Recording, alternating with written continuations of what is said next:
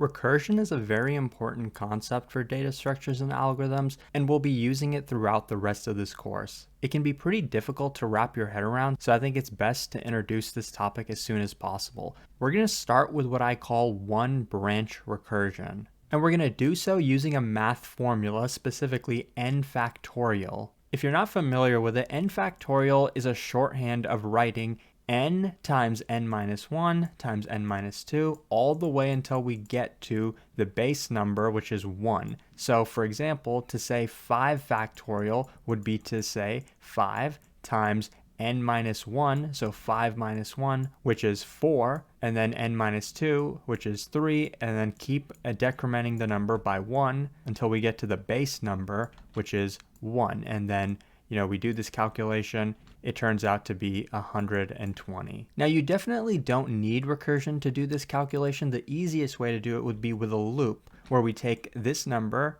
and then decrement it by 1 and multiply it by the result until we get all the way down to 1. But we can also do this with recursion, and I think it's a good way to get introduced to recursion. Notice how 5 factorial is the same as 5 times 4 factorial, because we know 4 factorial is going to be 4 times 3 times 2 times 1, and we see that repeated over here. So another way of representing 5 factorial is to say 5 factorial is equal to 5 times 4 factorial, or the general equation, which we've written up above, would be to say n factorial is equal to n times n minus 1 factorial. The reason it's important to understand it in this way is because recursion is all about subproblems. We can see that it's not super simple to calculate n factorial, but we know it's going to be n multiplied by n minus 1 factorial. So we took a big problem and made it a slightly smaller problem. We call this the subproblem,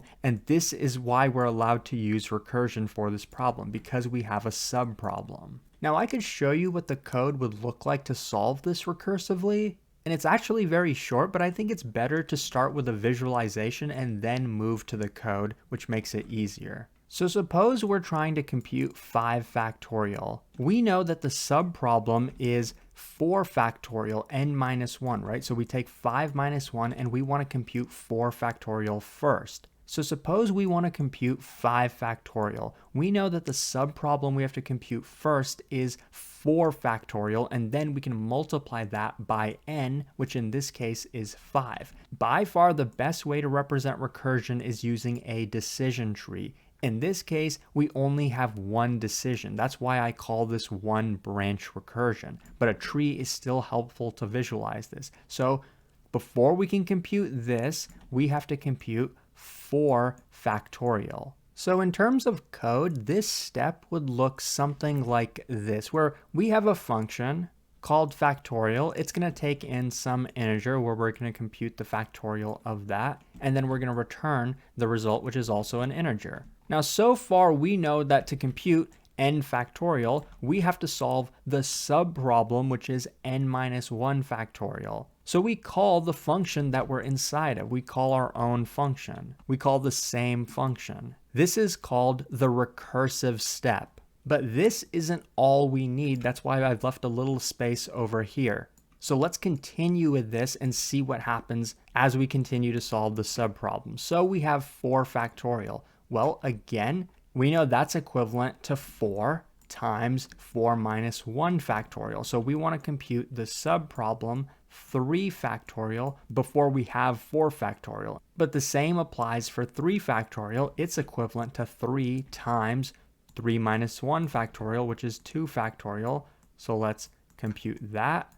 And again, same applies to 2. It's equivalent to 2 times 2 minus 1 factorial, which is 1 factorial. Now this is where we get to something different. Once we get to a 1, that's the base of our series. That's the last term of the multiplication. So when we get to 1 factorial, that's equivalent to 1. So that's what we call our base case. That means that for 1 factorial, we're not going to use this formula because we assume that 1 factorial is mapped to a constant, which is 1. So we don't have to do this calculation because it would result in 1 times 1 minus 1 factorial, which is 0 factorial, which in math is valid. 0 factorial would also map to 1, but that's not so important for our case here. What's important here is that 1 factorial is when we can stop. So in terms of code, that would look something like this.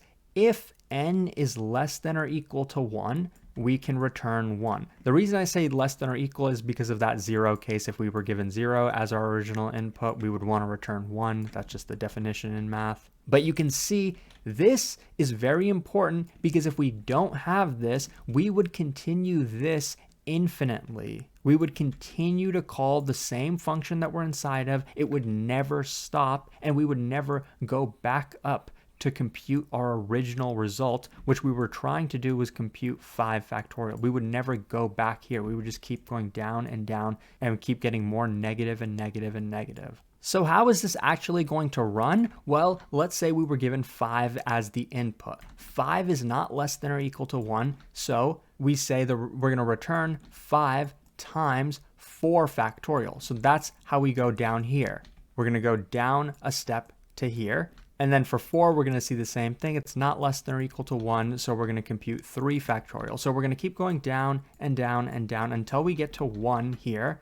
So that's going to be our base case. That's when this is actually going to execute. We're going to end up returning 1. So we're going to go back up to our parent and have a 1 that we're returning. So at that point, this code is going to execute. We passed in 2 minus 1 factorial here. This return call evaluated to 1, and currently n is 2, so this is going to be 2 times 1, and then from here we're going to end up returning 2. So from here we pop back to the parent and return 2. So then this line is going to execute because what we passed into here was 3 minus 1, which was 2 factorial. We know 2 factorial now is equal to 2. That was the return value of this. So then we're going to call 3 times 2 and then return that. That's 6. So now it's starting to get a little interesting. We're going to return 6. From this line, we're going to return 6 back up to the previous call. So this, which was 4 minus 1, which was 3 factorial is 6, multiplied by n, which in this case is 4. So 4 times 6 is going to be 24. We're going to return 24 up to the previous call. And then we'll know that 4 factorial was 24. N in this case is 5. So 5 times 24 is 120. That's going to be the result of the call, which is 5 factorial. So when we called factorial and passed in 5, this is going to be the result. N is 5, so 5 times 24 is 120. That's going to be our result. So when it comes to analyzing the time complexity, it can be difficult to determine just by looking at the code. That's why drawing a picture like this can be helpful. You can see that to compute n factorial, we basically have n steps. We have n calculations that we have to do, n multiplications rather. So to compute this, the time complexity is big O of n, where n is of course the input that we're given. This is the same as it would be if we used a while loop or a for loop, where we start with n and we decrement it by 1 each time to get this computation. So there's definitely no benefit in this case of actually using recursion. I'm mainly doing this to teach you, and actually in this case the recursive solution is actually worse than doing it with a while loop, because in this case we end up needing extra memory. This solution actually has big O of n memory complexity. We care about time complexity, but we also care about memory complexity. We'd rather not allocate additional variables that take up extra memory if we don't need to. Now in this case, we're not even allocating any major variables. We don't have any arrays or linked lists or anything like that. So why is this taking up O of n memory? The way this code is going to run is similar to how I've drawn this picture. We're going to have a function that's computing this. That function is going to take up space in memory, and it's going to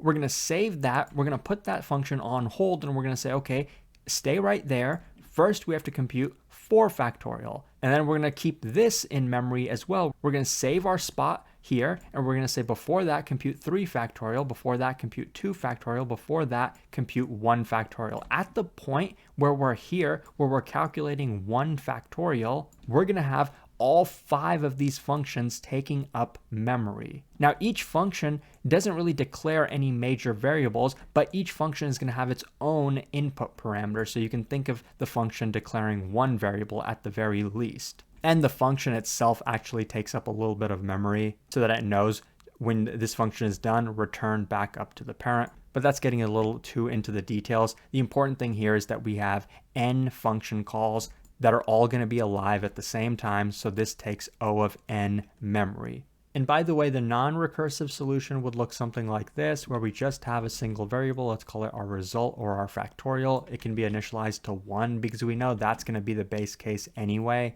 I don't think negative factorials are something that we actually have to consider. So we're going to assume that n is always greater than or equal to 1. And then while n is greater than 1, we would multiply the result by the value, so n, and then decrement it by 1. So then we would get, n minus 1, n minus 2, until n is equal to 1, and then we would stop.